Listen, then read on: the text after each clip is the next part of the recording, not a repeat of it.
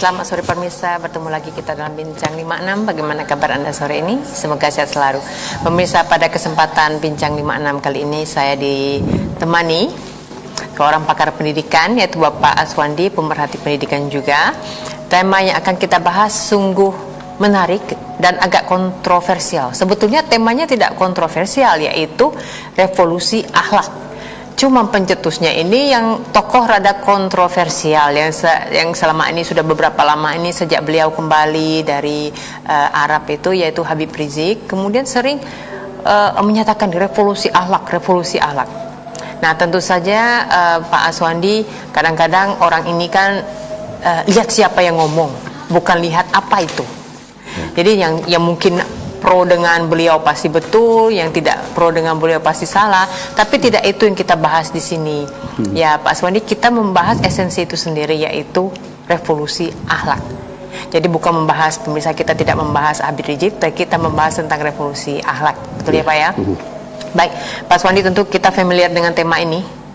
Nah, apa itu, Pak? Kok tiba-tiba sementara presiden kita revolusi mental, ini revolusi akhlak. Saya khawatir nanti revolusi apa lagi? Seram sekali, kita banyak sekali revolusi di sini.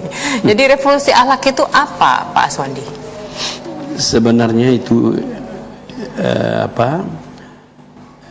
istilah yang selalu digunakan saling bergantian itu. Di banyak kesempatan biasa orang menggunakan revolusi akhlak, biasa orang menggunakan revolusi moral ya. Oke.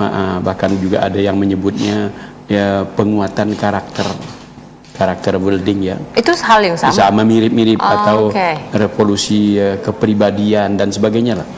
Nah, lebih kepada bagaimana perilaku orang itu ya.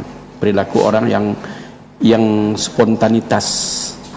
Jadi perilaku spontanitas yang muncul dari dalam diri seorang tanpa dipikir-pikirkan. Kalau dipikir-pikirkan ya biasanya ya belum tentu. Belum tentu itu sebut moral. Ketika akhlaknya bagus ya, maka disebutlah mereka berakhlak yang mulia gitu ya. Tapi begitu akhlaknya tidak bagus ya sebaliknya. Nah, jadi akhlak itu tidak selalu yang cerita yang bagus-bagus. Yang tidak bagus pun orang sering sebut akhlak yang tidak bagus. Yang jelas ya akhlak itu dia spontanitas tanpa dipikir-pikir yang memang muncul dari dalam diri seseorang.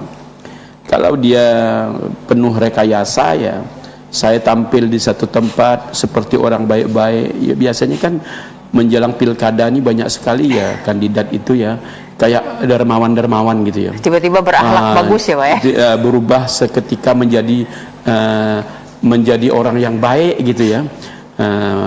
Yang dulunya dengan kita tidak baik, kayak sahabat gitu ya, kayak bersaudara sekali kan ya, padahal beberapa hari yang lalu tidak, kayak dermawan datang membawa sumbangan, apalagi sekarang ada banjir bawa sumbangan, padahal kemarin ada banjir tidak menyumbang itu ya. Jadi pelakuan yang tidak spontanitas ini, yang penuh rekayasa itu tidak disebut akhlak itu. Jadi baik mereka itu belum tentu disebut akhlak mulia, karena ya perbuatannya memang perbuatan baik ya, tapi jangan lalu kita katakan dia berakhlak baik, berakhlak mulia. Lihat dulu spontanitas atau tidak melakukan itu gitu. Jadi ada syarat di situ, yaitu itu spontan, bukan karena ada maksud terselubung kebaikannya ya, Pak ya. Jadi yang terselubung itu ya justru sebaliknya, bisa penipuan itu, pendustaan di antara kita itu, biasanya orang menyebutnya begitu. Nah, jadi akhlak ya seperti itu, moral juga mirip-mirip lah seperti itu. Sering orang menggunakan revolusi moral. Kalau Kohlberg ya, seorang pakar psikologi moral, dia menyebutnya psikologi moral. Piaget juga menyebutnya ya psikologi moral. Tapi yang lain menyebutnya ya, di dalam Islam lebih banyak orang menggunakan term ya atau istilah ya revolusi akhlak. Jadi Islam lebih banyak seperti itu menggunakan. Jadi itu semuanya pada intinya sama. Pada intinya sama itu sebenarnya. Sama ya, Pak ya. Kalau saya masih menganggap itu sama lah. Walaupun kalau dikaji lebih mendalam barangkali ada saja perbedaannya. Tapi secara umum itu ya sesuatu yang mirip-mirip aja itu. Baik, seberapa penting revolusi akhlak atau revolusi mental atau yang sejenis itu ya Pak ya, yang itu buat bangsa Indonesia, karena ketika negara lain kemudian sibuk dengan revolusi industri, kemudian ekonomi, kita sibuk dengan revolusi mental, revolusi akhlak. Seberapa penting itu? Mengapa penting? Ya penting memang, karena manusia ini kan ukuran dia beragama itu dilihat dari akhlaknya. Baik. Kalau saya misalnya orang Islam, apakah benar saya orang Islam? Bisa dilihat akhlak saya. Kalau saya misalnya suka berkata kotor, misalnya ya, saya suka mencaci maki, misalnya kayak gitu ya. Lalu ya apalagi berarti belum betul akhlak saya sebagai orang Islam itu. Jadi keislaman saya masih diuji karena akhlak saya, dan itu dikatakan oleh Rasulullah. Memang ya Islam itu ya dilihat dari akhlaknya. Makanya ya agama lain juga sama, saya kira ya dilihat dari akhlaknya semua. Menurut saya sama, barangkali semuanya menjunjung tinggi akhlak kan. Kemudian ya di dalam agama banyak sekali Nabi diturunkan ke muka bumi ini ya untuk menyempurnakan akhlak manusia. Karena sebelum Nabi lahir tuh akhlak manusia ya kan biadab misalnya ya, bukan lagi misalnya manusia itu dikata-katain, disiksa, manusia disembelih pun ada itu. Nah, jadi seperti itu. Jadi lalu Thomas Likona juga mengatakan, ini pakarnya moral ya, yang sudah sangat mendunia ya. Nah, saya kira kalau orang belajar karakter tidak cukup dia kalau belum membaca buku-buku Thomas Likona ini.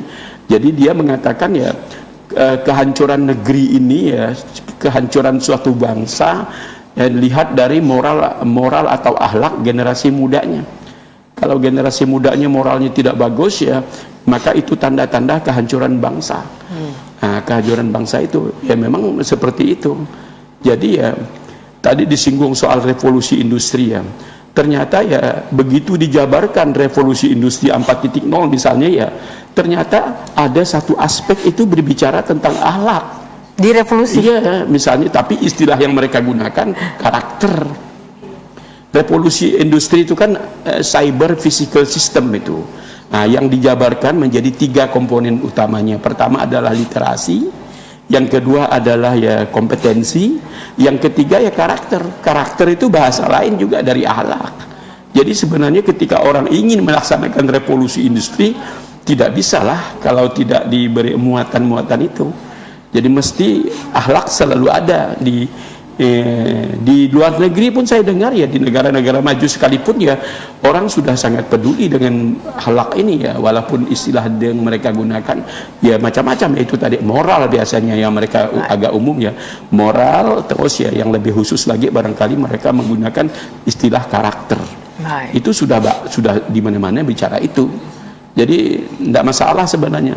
Dunia ini nampaknya ya kalau tidak ada moral dan akhlak ini ya memang industri itu menjadi kacau juga. Kalau memang industri ini kan alat, dia akan menjadi bagus alat itu tergantung siapa yang mengendalikan alat itu, siapa yang berada di belakang senjata itu. Senjata kan bisa saja untuk membunuh.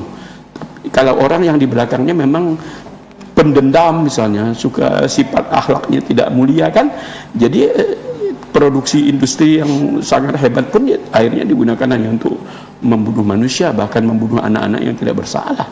Baik. Iya. Baik, Pak Aswandi. Kegagalan akhlak seperti Bapak bilang itu karena bisa menyebabkan kehancuran suatu bangsa. Nah, akhlak ini kan berhubungan dengan karakter suatu bangsa, berarti berhubungan dengan budaya. Jadi dengan kata lain, akhlak yang dimaksud dengan suatu negara beda dengan akhlak yang dimaksud dengan kita misalnya ya Pak ya. Nah, kita ini akhlak yang seperti apa yang ingin kita capai, kita rubah, kita ukur? Ya. Sebenarnya ya itu memang ya macam-macam itu, banyak sekali tafsirannya. Ya. Imam Al-Ghazali dengan para sahabat-sahabat ulama-ulama sudah membuat beberapa bentuknya itu. Ya, yang saya pelajari sebenarnya bentuk itu juga universal. Ya bukan spesifik untuk Islam, meskipun yang menyampaikannya ya ulama-ulama Islam, kemudian Imam Al-Ghazali misalnya, ya jangan bohong, ya kan, misalnya itu nilai universal lain, ya, agama lain juga kan bilang jangan bohong, nilai universal. Lalu gitu. Harus adil, ya, adil itu kan nilai universal, misalnya harus peduli, jadi apa yang saya pelajari dari kitab-kitab Ihya Ulumuddin Imam Al-Ghazali dan beberapa kitab-kitab akhlak lainnya, nampaknya universal. Bahkan dasarnya itu, dasar dari akhlak yang sekian banyak itu, dasarnya universal. Misalnya keadilan, ya kan, keadilan misalnya, apalagi ya misalnya kesabaran, keberanian. Itu kan ada 4 dasar akhlak itu ya yang sering dikutip oleh para ulama itu, ya tidak ada yang eksklusif hanya untuk Islam. Saya kira tidak ada, semuanya bersifat universal. Nah, jadi oleh karena itu ya kita bicara akhlak hari ini sebenarnya bicara yang universal, bukan hanya dalam ranah Islam saja. Saya kira enggak. Baik, jadi seolah-olah bukan karena si pencetus, tapi ide, konsep itu sendiri merupakan konsep universal. Ya, konsep universal. Bukan dari Islam. Moral itu universal. Moral itu kalau kita baca buku Peran Magnis Suseno misalnya ya, dia menjelaskan moral itu ya universal. Nilai moral paling tinggi ya, keadilan. Nah, itu Jean Piaget juga menyebutnya begitu. Pakar psikologi kognitif ya menyebutnya seperti itu. Ya, universal. Nah, itu. Jadi seperti itu. Nah, apakah revolusi akhlak, revolusi mental ini sesuatu yang baru buat bangsa Indonesia? Karena sepertinya saya baru, mungkin karena saya kurang baca ya soal revolusi mental. Ini mulai digemakan dari zamannya Pak Jokowi, kemudian muncul revolusi-revolusi, sampailah kemudian revolusi akhlak walaupun isinya sama. Nah, apakah ini hal baru buat bangsa Indonesia? Sebenarnya ya revolusi akhlak ya, dan sejenisnya lah, bisa juga disebut revolusi moral ya, revolusi karakter dan sebagainya ya, yang istilah itu biasanya saling diganti-gantikan saja. Itu justru ya sudah ada jauh sebelum kita merdeka. Itu kan misalnya contoh ya, jadi bukan hal baru ya, bukan hal baru, bukan hal yang baru. Di tahun 1872 saja ya, bayangkan 1872 sudah ada seorang tokoh pendidikan di Medan ya, di Karo ya, sudah membuat pendidikan yang bagaimana pendidikan itu bersifat membangun kebangsaan, akhlak yang bersifat kebangsaan. Kemudian di zaman itu kita pernah mendengar nama Ki Hajar Dewantara. Nah, ada lagi misalnya nama Muhammad Dahlan 1912. Setelah itu ada Nahdlatul Ulama. Apa ada istilah khusus dulu itu? Ada Hasyim Asy'ari. Semuanya mereka berjuang tidak semata-mata berjuang bagaimana membangun akhlak generasi bangsa ini. Jadi ya kalau kita pelajari mulai dari Dr. Sutomo 2008. Nah, lalu dilanjutkan dengan Sumpah Pemuda. Itu kan semuanya kalau kita kaji lebih mendalam tidak lepas dari muatan akhlak itu, moral itu di sana. Apalagi misalnya di Jawa Barat kita mengenal ada Ibu Dewi Sartika, di Jepara kita mengenal R.A. Kartini, terus sampailah misalnya Indonesia Merdeka Bung Karno udah membicara, malah dia menyebut membangun karakter berding kan ya. Setelah Soekarno diteruskan oleh Soeharto, sampai Pak Jokowi, kita lanjutkan kembali mengenai revolusi akhlak ini, mengenai kenapa sampai sekarang masih ada revolusi akhlak, apakah tidak berhasil revolusi tersebut setelah iklan layanan masyarakat berikut ini. Pemirsa, tetaplah bersama kami di Bincang 56, kami kembali setelah iklan layanan masyarakat berikut ini.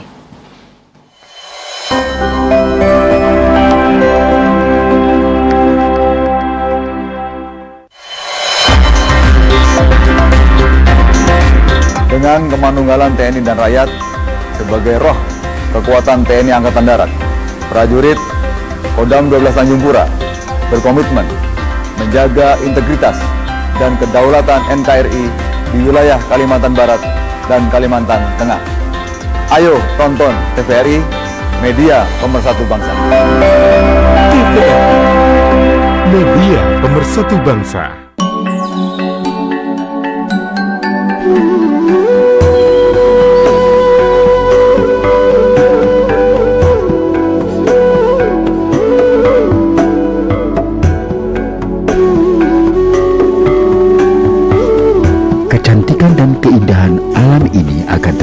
terus lestari bila ada kepedulian kita untuk menjaganya.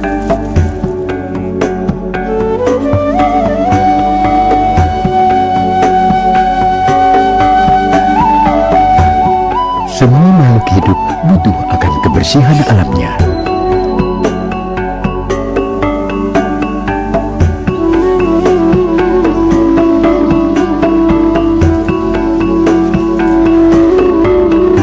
Kalau bukan kita, siapa lagi yang mau menjaga dan memelihara alam kita sendiri?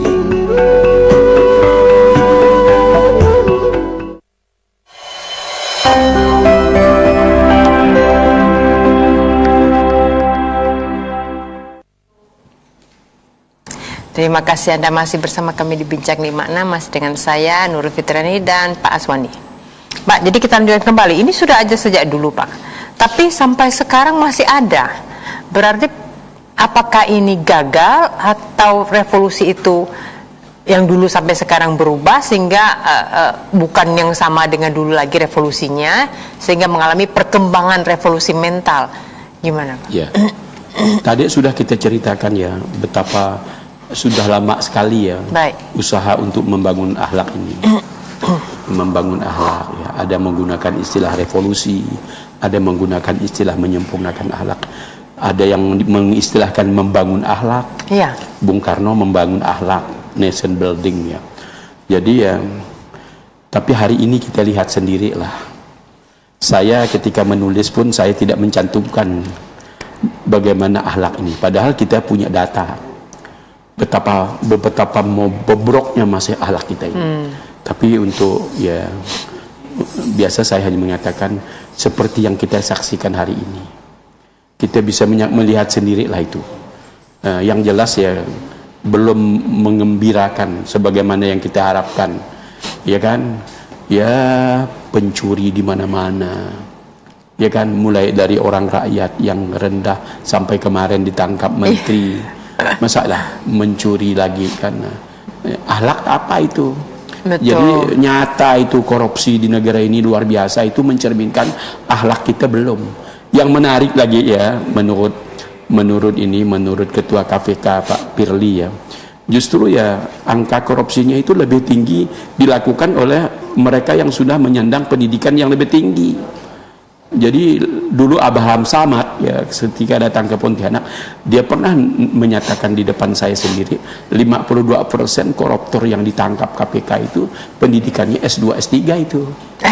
Tapi sekarang Pak Firly itu memberi angka lebih tinggi lagi. Jadi artinya tidak ada kemajuan. Jadi perguruan tinggi termasuk dia memiliki kontribusi nih kalau begitu. Jadi hati-hati nih. Mesti dipikirkan oleh perguruan tinggi. Kenapa semakin pintar, semakin tinggi pendidikannya, kok makin akhlaknya macam seperti ini kan ya? Berarti tidak berhasil. Ada yang salah. Kalau hari ini ya kita jujur aja mengatakan ya akhlak kita masih belum bagus. Akhlak kita masih sangat rendah. Masih kalau bahasa yang kasar sekali bobrok masih. Masih sangat bobrok ya. Kita mencari ketemu orang jujur itu langka. Kita ketemu orang baik itu aneh. Jadi sesuatu yang mulia di hadapan agama ya, kita melihatnya agak aneh dia. Nabi memang mengindikasikan itu, nanti pada suatu zaman menjelang hari kiamat kamu akan melihat tanda-tanda itu. Nah, orang baik menjadi aneh. Nah ini orang baik kan aneh rasanya kalau kita melihat ada orang jujur misalnya ya, rasanya hebat sekali orang itu, padahal kan memang jujur itu mestinya jadi perilaku kita sehari-hari. Tapi di mana-mana kita jadi langka ya, dengar orang berbohong, orang hanya pandai ngomong, hanya pandai ceramah, tapi ternyata ya bohong-bohong juga kan gitu ya. Jadi artinya kalau sudah begitu, pendidikan akhlak di mana saja itu, tidak di mana-mana. Di lembaga pendidikan semuanya, di rumah mulai yang tidak formal ya, informal, terus ya formal di sekolah ya, di lembaga, termasuk lembaga keagamaan barangkali, termasuk ya pendidikan non formal ya di masyarakat. Berarti ada yang salah ketika kita bicara tentang bagaimana mendidik akhlak ini. Barangkali itulah yang ditangkap oleh Bapak Habib Rizik ya, sehingga dia ingin sekali melakukan revolusi ini ya, karena kok seperti ini gitu. Makanya saya mengatakan ya, biarlah dia dulu memikirkan dia bagaimana dia mau merevolusi akhlak ini kan ya. Nah, kita jangan belum udah berkomentar. Kita kan banyak itu komentar-komentar yang meragukan itu ya. Tapi ya enggak apa-apalah, biasalah orang berpikir ya. Tidak disalahkan juga itu, jangan terlalu lalu gitu ya. Biarkan dulu dia, kita pun belum melihat bagaimana konsepnya. Dia baru melemparkan satu istilah, ingin merevolusi akhlak. Bagaimana penjabarannya, bagaimana apa yang akan dilakukan, kita pun belum tahu. Tapi itu memang karakternya orang Indonesia, Pak. Tergantung siapa yang ngomong. Kalau itu Bapak yang saya pilih misalnya, Bapak ngomong apa saja pasti betul. Tapi karena betul, barangkali karena budaya kita ya, paternalistik itu ya, melihat siapa yang dianggap siapa who dulu, who bukan what. Iya, betul. Jadi ya saya masih berkesimpulan ya, kalau akhlak kita seperti ini ya, masih sangat jelek begini ya, bobrok begini ya, artinya selama ini kita salah dalam mendidik akhlak ini, salah ini kita.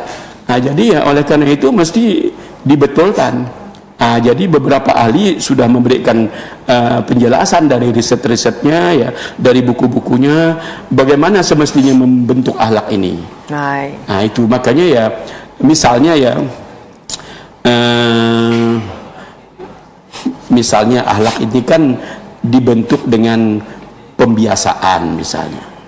Jadi pembiasaan dari kecil berbuat baik ini mesti dibiasakan dari kecil di rumah itu. Di rumah itu sangat penting sebagai fondasi awal dalam pembentukan akhlak. Di rumah saja kita ini sering berbohong dengan anak-anak kita. Ya. Nah, ini banyak orang tua berbohong dengan anak-anaknya. Banyak itu, banyak. Anak itu apakah tidak tahu dia orang tuanya berbohong? Tahu dia. Ketika dia berbohong, di saat itulah anak belajar bagaimana berbohong. Nah, jadi akhlak apa itu? Jadi kita ini mesti di dalam agama ini mesti muhasabah ya. Muhasabah itu mengintrospeksi. Nah, barangkali itu salah satu revolusi juga kita, revolusi diri kita sendiri semuanya. Dimulai dari diri sendiri. Jadi ya, intinya saya berkesimpulan ya, pendidikan yang salah tentang akhlak ya. Barangkali pendidikan di bidang teknologi, barangkali kita berhasil ya. Banyak yang sudah diciptakan dari produk teknologi ini ya, inovasi-inovasi ada di mana-mana ya. Tapi begitu ke orang tidak bertambah baik ini. Akhlak orang kok semakin tidak baik. Nah, disinilah sebenarnya kita mesti serius ini. Jadi ketika Habib Rizik pulang ke Indonesia ngomong begitu ya, mestinya kita dengar itu. Barangkali iya juga gitu. Jadi kita tunggu saja, mudah-mudahan ya dia bisa mengimplementasikan revolusi itu ya. Dengan baik ya, lalu kita nanti terjadi perubahan akhlak ya. Kita berharapnya kan seperti itu ya. Tentu ya itu harapan kita. Bagaimana kenyataannya kan kita tidak tahu. Nah, kita tidak tahu. Tapi kita siapapun, bukan kebetulan Pak Habib Rizik ya. Siapapun yang ingin merubah bangsa ini menjadi bangsa yang memiliki akhlak yang mulia, saya kira ya kita dukung. Jadi kita tidak melihat hanya karena Pak Habib ini, bukan. Saya melihatnya siapa saja. Kalau dia ingin ya, dan kalau perlu diberi penghargaan.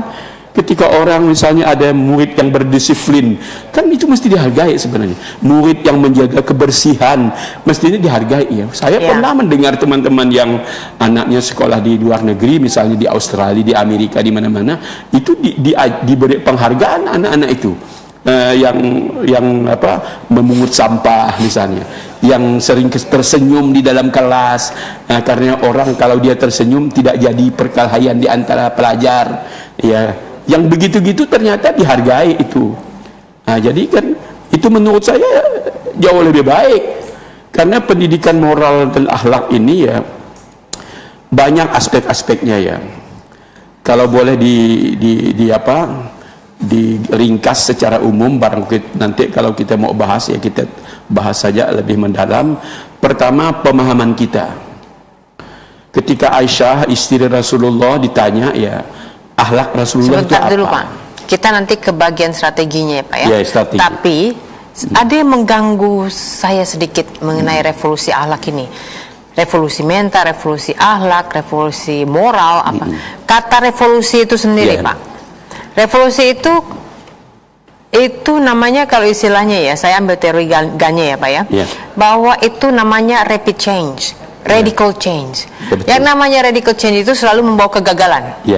Nah, saya agak kurang karena ini saya belajar dari sisi bahasa ya, Pak ya. Nah, gimana menurut Bapak? Perlukah revolusi? Jadi pernah dicoba ya teori total quality management. Ya, waktu itu diteliti di Jepang, di sebuah perusahaan Toyota. Betul, Jepang tuh emang TQM ya, Pak. Lalu kan kalau tidak salah saya kan Thomas Handy ya. Thomas Handy pakar-pakarnya Crosby dan bagai-bagai di bidang manajemen mutu terpadu itu. Betul. Lalu ternyata gagal.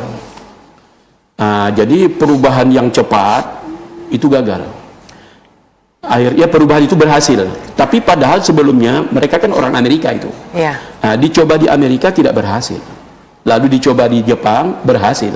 Makanya ya awal keberhasilan total quality management ya, quality control itu ternyata didukung oleh budaya yang tidak revolusioner itu. Misalnya di Jepang dikenal Kaizen ya. Bagaimana perubahan-perubahan itu lambat. Tapi pasti. Jadi menurut satu kesimpulan para ahli, salah satu keberhasilan satu produk teknologi manajemen itu ternyata ya sangat terkait dengan culture. Jadi budaya Indonesia menurut dia, budaya Asia pada umumnya tidak suka sebuah perubahan yang revolusioner. Makanya kalau perubahan di Asia ini dilakukan secara revolusioner, katanya itu malah tidak berhasil. Betul. Gagal. Makanya tapi ya konsep itu tadi akhirnya kalau tidak salah saya Thomas Handy. Thomas Handy itu seorang pakar orang India tapi berkebangsaan Amerika ya. Dia menggagas sebuah pertandingan dari total quality control itu dengan re-engineering perusahaan. Dengan re-engineering perusahaan yang sangat revolusioner itu ternyata berhasil. Artinya ya revolusi perusahaan yang dengan teori revolusi itu ya berhasilnya malah di Amerika, tidak berhasil di Asia. Jadi artinya budaya di mana dia dilakukan itu menentukan. Jadi budaya tidak kalah pentingnya itu. Jadi dari pelajaran-pelajaran itu ternyata ya untuk Asia memang tidak cocok revolusi. Baik. Ini takutnya jadi malah selama ini revolusi. Ya, itu salah satu catatan saya kepada Bapak Habib Rizik. Ketika Pak Habib Rizik melantangkan revolusi, saya langsung ingat itu. Apa bisa? Kenapa tidak diganti saja istilah itu menjadi istilah memperbaiki akhlak misalnya? Karena kalau kita bicara revolusioner, yang paling dasar ya, misalnya ketika revolusi industri 0.3 ya, berubah menjadi 0.4. Orang kan ingin merubah dari yang namanya IT menjadi dari yang tidak IT ya, internet menjadi yang IT itu kan, yang betul-betul secara fundamental itu dirubah. Sehingga istilah revolusi 4 itu cyber ya, cyber physical system ya. Jadi betul-betul jadi cyber gitu jadi sesuatu yang sangat dasar. Kalau kita yang dasar ini kan sudah jelas di Indonesia ini Pancasila. Tidak mungkin orang ingin melakukan apa saja di Indonesia ini yang tidak berdasarkan Pancasila. Nggak ada dasarnya, kan tidak perlu revolusi karena barangkali diimplementasi selama inilah pendidikannya barangkali yang kita perlu sempurnakan. Kedua, orang Indonesia meskipun tidak semuanya ya baik, tapi ada juga yang baik gitu. Jadi kalau artinya tidak semua bobrok juga mentalnya kan. Jadi tidak pasti revolusi. Kita lanjutkan kembali perlu tidaknya revolusi tadi setelah iklan layanan masyarakat berikut ini. Bisa tetap bersama kami di Bincang 56. Kami kembali setelah iklan layanan masyarakat berikut ini.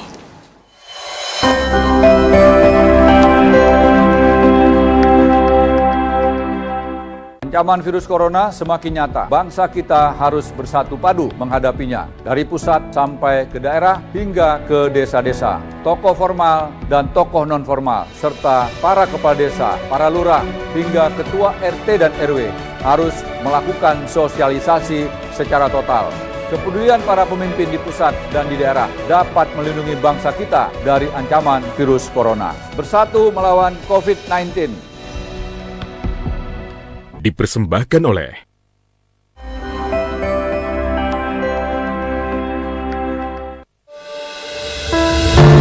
Tahun ini tidak seperti tahun yang lalu. Kemerdekaan terbelenggu oleh keadaan. Keadaan memaksa kita harus mampu tetap bertahan. Kita jangan pernah kalah oleh rintangan, karena kita dilahirkan sebagai bangsa pejuang.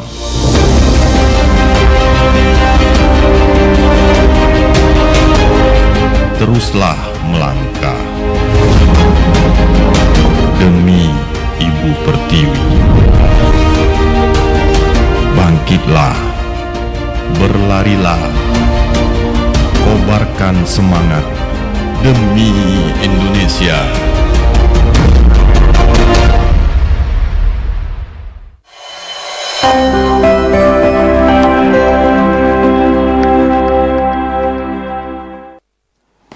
Kembali lagi kita di Bincang 56, Pak Aswadi. Jadi kesimpulannya tadi mungkin tidak perlu penggunaan kata revolusi akhlak, tetapi mungkin memperbaiki akhlak, atau ada kata yang lebih? Ya. Barangkali ya kita gunakan istilah yang lebih familiar gitu ya, tidak terlalu seram-seram gitu ya. Ya, menyempurnakan barangkali boleh. Nabi pun disuruh menyempurnakan kan ya. Ya kan tidak ada merevolusi itu. Tuhan menyuruh Nabi menyempurnakan. Bukan merevolusi akhlak ya. Iya, tidak ada istilah merevolusi gitu. Menyempurnakan akhlak. Itu lebih familiar bahasanya barangkali ya. Kesannya itu tidak lalu kita seakan-akan betul-betul bobrok gitu ya. Karena radikal sekali sifatnya kalau revolusi ini kan sangat mendasar ya. Nah itu jadi barangkali ya lebih baik kita gunakan istilah. Jadi saya menyarankan begitu, menyempurnakan, memperbaiki. Tidak apa-apalah istilah itu. Yang penting kan ada perubahan akhlak. Nah itu jadi lebih enak kita ingin memperbaiki. Kalau pemerintah ini mulai dari Pak SBY waktu itu dilanjutkan oleh Pak Joko Widodo ya, dia menggunakan penguatan. Iya. Nah, kenapa diadakan istilah penguatan? Karena memang sudah ada, hanya lemah. Nah, diperkuat. Kalau dia si grupnya kendor ya diterikkan. Iya. Jadi istilah-istilah yang seperti itu ya bagus. Karena masih banyak juga orang baik berakhlak mulia di Indonesia. Nah itu masih banyak juga yang begitu baik kan. Nah itu mesti istilah yang kita gunakan pun yang jangan. Oke, kalau gitu Pak, misalnya agak susah misalnya kita secara radikal ya Pak ya. Kira-kira strateginya bagaimana supaya ada perubahan akhlak, perbaikan akhlak dan sebagainya? Saya biasanya ya menjelaskan strategi akhlak ini ya tidak beda dengan menggunakan istilah strategi moral. Ya. Strategi moral, strategi bahkan ya karakter ya. Karena itu kan tidak jauh beda itu. Jadi kalau kita mau bagi itu ya secara umum bisa 4 lah itu ya. Yang pertama, membentuk akhlak ini harus disesuaikan dengan perkembangan moral, perkembangan akhlak. Pada diri manusia ini ada, dalam diri manusia semuanya ini ada perkembangan psikologinya itu. Perkembangan moral ada. Perkembangan moral ya, Kohlberg itu membahas panjang lebar ya. Bagaimana moral anak kecil. Ya. Tentu berbeda dengan moral orang dewasa dan sebagainya. Moral anak kecil, moral anak manis. Makanya anak kecil agak dimanja-manja. Tapi kan tidak bisa digunakan moral anak manis kepada mahasiswa. Nanti manja mahasiswa lalu tidak sekolah dia. Jadi beda. Jadi tergantung. Jadi harus diperhatikan perkembangan moral itu. Perkembangan moral, perkembangan akhlak itu ada. Jadi kita mendidik anak bagaimana menyempurnakan akhlak ini. Kalau kita mau menggunakan istilah menyempurnakan, kalau Pak Habib bilang merevolusi ya, pertama harus disesuaikan dengan perkembangan itu, perkembangan akhlak itu. Nah, di dalam literatur ya dijelaskan panjang lebar tentang perkembangan itu. Yang kedua ya pemahaman. Pemahamannya ya seperti apa? Kita ini kadang-kadang berbeda persepsi berbeda persepsi tentang moral yang kita maksudkan. Maksudnya itu mesti sama, seluruh masyarakat ini tidak memiliki berbeda. Yang kita sebut tertib di lalu lintas seperti ini ya. Jadi pemahaman kita jadi ada sama. Standar pasti ya, ada standar operasional yang jelas sekali, terukur ya, sehingga kita bisa membuktikan oh ini melanggar, ini tidak, ini mencuri, ini tidak. Masa orang hanya lewat di belakang rumah orang, pencuri, kan tidak bisa.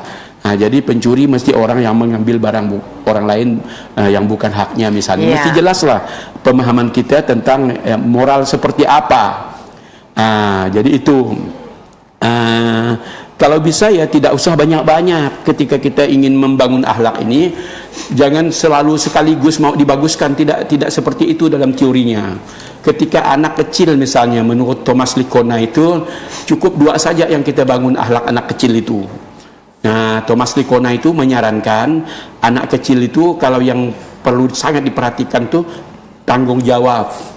Jadi apa yang terkait dengan tanggung jawab itu diajarkan betul dari kecil. Kita pun tidak tahu ya kenapa dia memilih yang 2 itu. Pertama tanggung jawab, yang kedua rasa hormat. Jadi anak sekarang ini maaf saja, kita itu jarang melihat orang yang memiliki rasa hormat yang terlalu tinggi sekarang. Coba lihat bagaimana murid kepada gurunya udah mulai tidak seperti kita. Saya ke beberapa hari ini cerita dengan teman-teman guru ya, teman-teman dosen ya. Kita dulu waktu SMA paling sering kita ke rumah guru kita, membersihkan rumah guru kita tanpa disuruhnya itu. Kita bekerja di tempat guru kita, senang kita melakukan itu ya. SMA itu kita lakukan itu. Sekarang kita mau ketemu dengan murid-murid yang begitu malah hampir susah kita melihat dia hormat dengan gurunya saja sudah sangat susah itu. Mahasiswa juga kita jarang melihat mereka yang sangat hormat ketika bertemu dengan dosennya, kan sudah tidak mudah lagi kita menyaksikan itu. Jadi maksudnya Thomas Likona ya 2 hal itu yang dibangun. Lalu kemarin ketika Bapak Presiden Jokowi mengeluarkan peraturan presiden, pertama ini kan 18 yang mau dibetulkan. Banyak sekali ya Pak? Betul sekali. Jadi menurut saya waktu itu kenapa banyak sekali. Akhirnya tidak lama setelah itu saya lihat ada perubahan. Perubahan menjadi 5 diantaranya radikalisme, non radikalisme, intoleransi, kan ada di situ ya, gotong royong, mandiri, kan gitu. Jadi yang dipilih itu sebenarnya yang memang sangat kita perlukan. Jadi ada satu keluarga di Amerika ya, misalnya seorang pendeta ya, dia hanya menanamkan di dalam rumahnya itu tanggung jawab. Tapi yang terjadi ya, pendeta miskin itu ya, dia miskin pendeta itu, tinggal di desanya, tapi 9 anak dia semua doktor, pendidikannya S3, semua sukses setelah S3 itu menjadi orang penting di Amerika anaknya. Padahal dia punya anak 9. Kita coba saja kita nih anak jangan 9, 1 untuk melahirkan anak menjadi doktor saja kita kan susah. Dia 9 berhasil. Lalu waktu itu Amerika sedang gencar-gencarnya juga keluarga berencana bagaimana anak cukup 2 kan.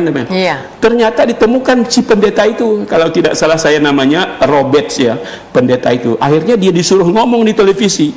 Orang ingin mendengar dia bagaimana dia mendidik anaknya yang 9 orang jadi doktor semua, S3 semua, dan sukses menjadi orang di Amerika. Ternyata dia hanya mengajarkan akhlak 1 saja.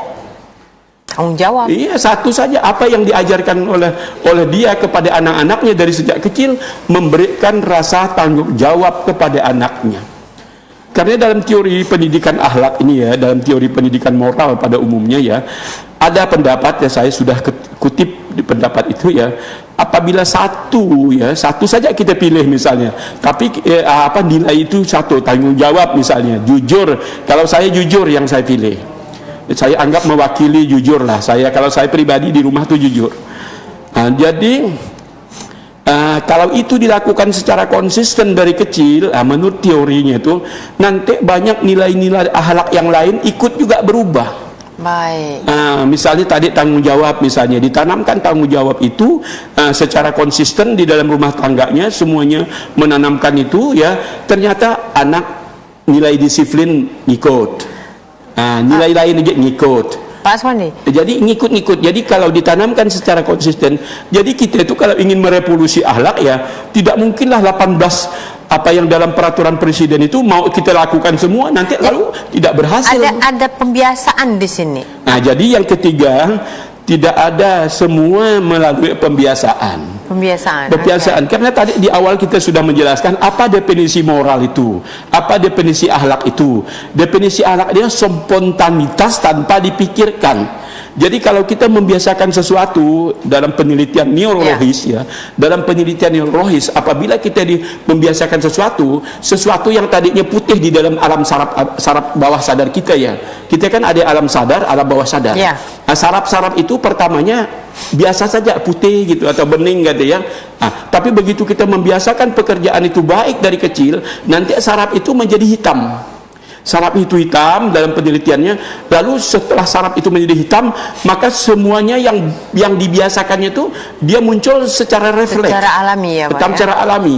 Kalau kita membiasakan anak misalnya berdisiplin, misalnya dari kecil, itu nanti sampai sarafnya tentang berdisiplin itu, karena di dalam saraf kita ini ada saraf jujur, saraf disiplin, saraf ini itu ada bagian-bagiannya. Orang yang mendalami bidang neurologis tahu itu.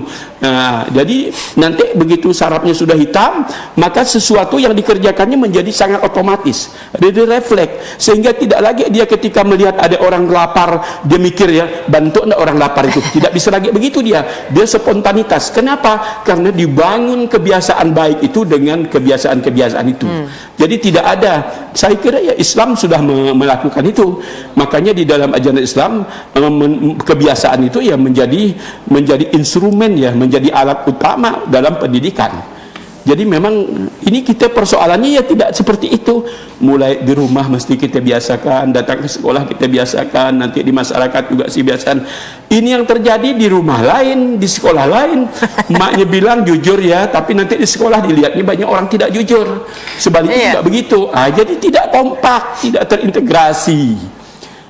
Jadi juga terintegrasi juga ya, itu satu syarat. Kenapa? Orang sering ya seakan-akan urusan moral, urusan akhlak ini hanya urusan guru agama. Iya, betul. Kalau misalnya urusan guru PPKN, ya, guru matematika bukan. Enggak bisa itu. Semua pelajaran itu ada nilai-nilai universal itu. Kalau kita buka ya kurikulum ya, dimanapun kurikulum kita buka, ada pesan nilai itu. Jadi tidak bisa kita mengajarkan moral, mengajarkan akhlak ini yang tidak terintegrasi semuanya. Makanya Mahatma Gandhi sering mencontohkan, jangan kita baik itu ya hanya di rumah ibadah. Ketika kita mendengar khotbah, membaca khotbah hari Jumat, semua kita diam kita, tapi begitu keluar hilang sendal. Itu kan contoh yang tidak baik. Berarti di luar masjid saja kita sudah tidak baik, padahal kita barusan mendengar khotbah. Ya, contoh-contoh begitu. Mestinya kita kalau baik ya, dimanapun kita mesti baik. Di rumah kita baik, dimanapun kita baik. Jadi mesti gitu katanya. Jangan baik tuh hanya di mana-mana juga seperti itu. Jadi di pasar mesti baik. Makanya Kunto Wijoyo pernah bilang, kalau kita ingin melihat orang baik, lihat di pasar katanya. Di pasar itu kalau ada dompet cecer misalnya, duitnya banyak, lalu ada orang bilang, Pak, dompet Bapak cecer, jatuh, ini Pak. Itulah dia orang baik di pasar. Karena kalau dia tidak baik, diambilnya duit itu. Karena dia butuh duit kan di pasar itu. Saya mau lanjut kembali mengenai tulisan Bapak bahwa salah satu strategi juga mengenai keteladanan. Ya Pak ya, strategi untuk, tapi setelah iklanan masyarakat berikut ini. Bisa tetaplah bersama kami di Bincang 56. Kami kembali setelah iklan layanan masyarakat berikut ini.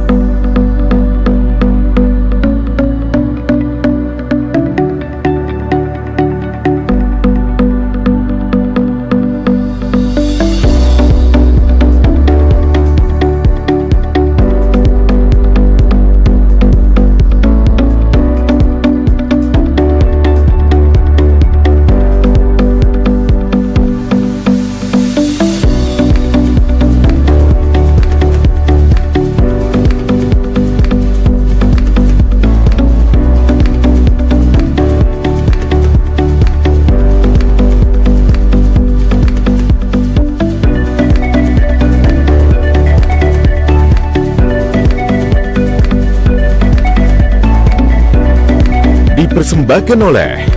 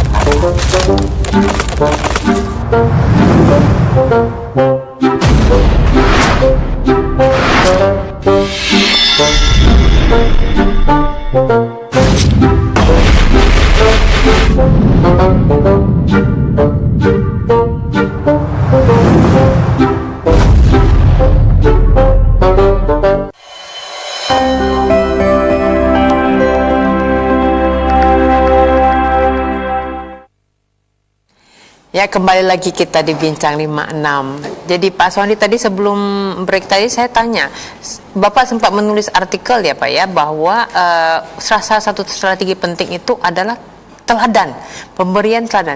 Nah, saya agak ragu nih, namanya teladan itu kan biasa diberikan oleh orang tua, oleh pemimpin yang kita jadi panutan ya. Tapi tadi Bapak bilang kadang-kadang orang tua bohong. Nah, ini pemimpin kita yang harusnya jadi panutan kita, kemudian barusan ditangkap karena korupsi. Jadi mungkin kegagalannya juga ya karena teladan itu tidak ada. Benar itu. Jadi kembali, selain tadi perkembangan moral, ikan akhlak, lalu ya pemahaman, secara integrasi, kebiasaan melalui kebiasaan ya. Nah, yang berikutnya adalah ya teladan. Teladan itu ya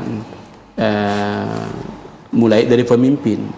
Pemimpin itu kalau mau busuk ya kan, ikan tuh biasanya diistilahkan ikan ya. Ikan tuh busuk dari kepala ya. Pemimpin juga begitu, kalau kepalanya busuk nanti di bawah ikut busuk juga itu, kepalanya busuk kan gitu. Jadi mesti jadi contoh. Makanya mereka yang berhasil membangun akhlak ini ya para nabi-nabi itu ya, para rohaniawan yang kita lihat itu, kita pelajari itu, selalu dia memberi contoh. Contoh semuanya ya, perkataannya, ngomongnya mesti harus jadi contoh, dia berpakaian mesti jadi contoh, tidak mewah, tidak macam-macam ya. Betul. Jadi ya semesti dia semuanya perilakunya jadi contoh, mulai dari pikirannya jadi contoh, lalu ya perkataannya jadi contoh. Kalau dia ngomong-ngomong yang kotor-kotor itu masa bisa merubah akhlak? Ya kan dia mesti bagus, perkataannya santun gitu ya. Di dalam penjelasan Imam Al-Ghazali ada itu, di antaranya santun kalau dia ngomong. Nah, dari situ saja masyarakat bisa melihat, oh ini bisa, ini tokoh moral, ini tokoh akhlak ini karena dia santun misalnya kan gitu ya. Tidak boleh tidak santun. Jadi ada peristiwa di zaman Khalifah Umar bin Abdul Aziz ya. Dia ada orang tua, dia melaporkan anaknya nakal. Anaknya dianggapnya tidak berakhlak yang baik kepada orang tuanya. Ya, dilaporkan oleh orang tua itu kepada khalifah. Datanglah khalifah itu. Ya, pertanyaan khalifah itu apa? Pertanyaan khalifah, siapa nama anakmu? Ternyata ya dicek kepada anaknya, Kumbang Kelapa. Nama anak itu Kumbang Kelapa. Dalam bahasa Arab saya lupa, tapi di Indonesia kan Kumbang Kelapa. Dipanggillah orang tua itu, dimarah oleh Umar bin Abdul Aziz. Kamu bilang anakmu nakal tadi itu. Sebenarnya kamu lebih dulu nakal kepada anakmu, baru anakmu nakal kepada kamu. Jadi kamu tuh belum menjadi contoh buat anakmu, karena kamu memberi nama yang tidak benar terhadap anakmu. Nah, hanya seperti itu ya. Dan ada 3 pertanyaan lain, termasuk mengajarkan ke Al-Quran dan macam-macam, dia tanyakan itu oleh Alifah. Jadi ya kebanyakan kita itu ya seperti itu. Jadi kita menyatakan si A ini salah, si A salah, padahal kita dulu ya sudah melakukan yang salah. Betul. Jadi ya tidak bisa kita melakukan kekerasan, misalnya ya dengan kekerasan, tidak bisa membetulkan akhlak orang dengan kekerasan, kan nanti justru muncul kekerasan baru. Betul. Mahatma Gandhi yang sangat terkenal dengan konsep jadi itu. harus ada diskusi, harus jadi ada. ya membangun akhlak ya. Kan menurut ya, saya sering mengutip Mahatma Gandhi juga. Mahatma Gandhi mengatakan ya, pikirkanlah pikiranmu, ya kan, karena dia akan menjadi kata-katamu. Pikirkanlah kata-katamu karena dia akan menjadi perbuatanmu. Perhatikan perbuatanmu karena dia akan menjadi kebiasaanmu. Iya. Perhatikan kebiasaanmu karena dia akan menjadi moralmu, menjadi karaktermu, menjadi akhlakmu. Makanya tadi kebiasaan penting, dan perhatikan moralmu karena itu adalah takdirmu. Jadi itu Mahatma Gandhi ya. Jadi ya selalu diingatkan kalau kita ingin membangun akhlak ya memang kita harus kelakuan kita betulkan, pikiran kita betulkan. Nah, jadi dari sejak awal sudah seperti itu. Kata-katamu perhatikan, perbuatanmu perhatikan, kebiasaanmu perhatikan. Nah, barulah kita ngomong moral atau akhlakmu. Ya kan di ujung itu, pikiranmu perhatikan, mikir yang benar, yang positif, semuanya seperti itu. Lalu ya, bicara pikiran ya sebenarnya ya mengajarkan moral itu tidak boleh dengan indoktrinasi.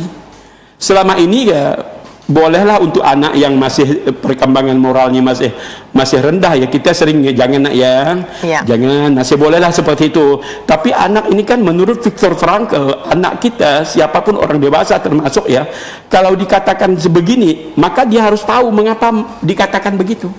Kalau ibu menyuruh saya tersenyum, dicontohkan ya, kalau ibu menyuruh saya tersenyum, mengapa saya harus tersenyum, ibu? Kalau ibu menyuruh saya harus belajar giat di sekolah, di rumah supaya nilai bagus, untuk apa ibu? Ibu harus jelaskan itu. Nah, anak itu ya mesti tahu bahwa moral itu ya tidak bisa diindoktrinasi, maka harus dipikirkan gitu. Jadi tidak bisa kita mengajarkan moral ya tidak dengan semata-mata ya diindoktrinasi itu. Jangan, nanti kamu ditangkap polisi, nanti kamu disuntik dokter. Kebetulan bagian-bagian itu yang anak kita tak suka. Nanti hantu. Nah, selalu diucap-ucapkan jangan. Anak baru bangun tidur belum mandi, jangan. Selalu diintimidasi anak itu. Mestinya kalau kita ingin membangun akhlak yang bagus ya, anak itu diajak berdialog. Dialog, kalau memang ya bagaimanalah caranya ya. Kalau ingin menyuruh kamu tersenyum, dijelaskan mengapa ibu harus suruh kamu tersenyum. Gini. Nggak ibu, anak kamu harus belajar bagus ya, nilaimu bagus. Untuk apa? Kalau mau bekerja nanti mudah. Nggak misalnya kata nggak kawanku nggak pintar pun bekerja. Nah, kan jadi ada dialektika gitu, Pak. Baik. Jadi jangan sampai yang tidak bagus tuh diindoktrinasi, diancam-ancam gitu, Bang. Nah, jadi betul-betul tidak mudah sih pemimpin harus harus ya katakanlah egaliter ya. Egaliter itu pemimpin yang tidak suka dikultus-kultus gitu ya. Jadi dia senang ya mendengar kritik orang, dia tidak senang dipuji-puji orang. Itu bisa jadi teladan ya, Pak, jadi teladan yang begitu-gitu yang bisa merubah akhlak orang. Jadi makanya ya mesti jangan menjadi pemimpin yang enaknya dipuji-puji orang. Coba nanti kayak buktikan ya kalau dia tidak jadi pemimpin, diketawakan orang itu, tidak dipandang orang itu. Banyak pemimpin tuh seringkali ya menggunakan kekuasaannya, mentang-mentang dia jadi pemimpin, dia rasakan kayak dia menguasai ini, kayak dia orang paling penting. Ini penyakit itu kalau di negara modern, negara maju yang merusak akhlak, merasa diri penting itu satu tanda penyakit gila itu. Jadi kalau orang tidak bisa mengendalikan rasa pentingnya, nanti setelah orang tidak menganggap dia penting, nanti dia stres. Di Amerika itu 64% tuh riset membuktikan akhirnya gila. Baik, Pak Aswandi. Terakhir Pak Aswandi, kita punya waktu 2 menit, 1 menit lebih. Nah, apa yang kunci keberhasilan dari revolusi akhlak ini? Supaya kita berhasil, revolusi ini apa yang harus dilakukan? Jadi ya, Kalau saya boleh melihat ke belakang tadi yang kita jelaskan, revolusi akhlak ini mesti diberikan ya strategi pembinaan pendidikan yang benar. Pendidikan jadi karakter, ya pendidikan yang benar yang saya jabarkan menjadi 4 yang penting. Betul. Tadi itu. Jadi pertama dilihat dari perkembangan, gimana kita membedakan anak-anak dengan orang dewasa. Yang kedua misalnya pemahaman tentang nilai moral yang kita akhlak yang kita ingin rubah, yang tidak boleh banyak-banyak. Lalu yang ketiga secara konsisten kita lakukan, terintegrasi kepada semua kehidupan dimanapun kita berada, bukan hanya di tempat ibadah saja misalnya ya. Lalu ya pemimpinnya mesti jadi contoh, benar-benar jadi contoh. Jadi pemimpin itu ya bukan sesuatu yang ditakuti orang. Pemimpin itu yang mengayomi orang. Bahkan ya dalam teori kepemimpinan ya, pemimpin yang hebat itu anak buahnya itu tidak merasakan tidak ada pemimpin malah. Ketika orang mengatakan bahwa dia dipimpin oleh pemimpin hebat, mereka merasa tidak ada pemimpin malah. Di dalam teorinya begitu. Jadi tapi mereka bergerak untuk mencapai visinya kan gitu ya. Jadi jangan kita tuh tergantungnya kepada pemimpin, sikit-sikit pemimpin. Ya itu namanya pemimpin yang tidak mampu mengendalikan itu kewenangannya ya, tidak mampu membagi kekuasaannya itu. Jadi menurut saya ya, sepengetahuan saya bukan pemimpin yang baik itu yang seperti itu, pemimpin otoriter itu. Nah, seperti itu mesti jadi contoh, itu yang paling penting. Jadi contoh, dialogis, ya, berakhlak mulia, santun dan sebagainya lah. Baik, terima kasih sekali ya Pak Aswandi ya sudah mampir di studio kami mengenai revolusi akhlak yang memang ternyata sangat diperlukan oleh bangsa ini untuk lebih maju. Saya tutup sebentar. Pemirsa, demikian bincang-bincang kita dengan pakar pendidikan, pemerhati pendidikan Bapak Dr. Aswandi mengenai revolusi akhlak. Mungkin sudah ada baiknya, sudah saatnya kita harus merevolusi akhlak dimulai dari kita sendiri. Selamat sore dan sampai jumpa.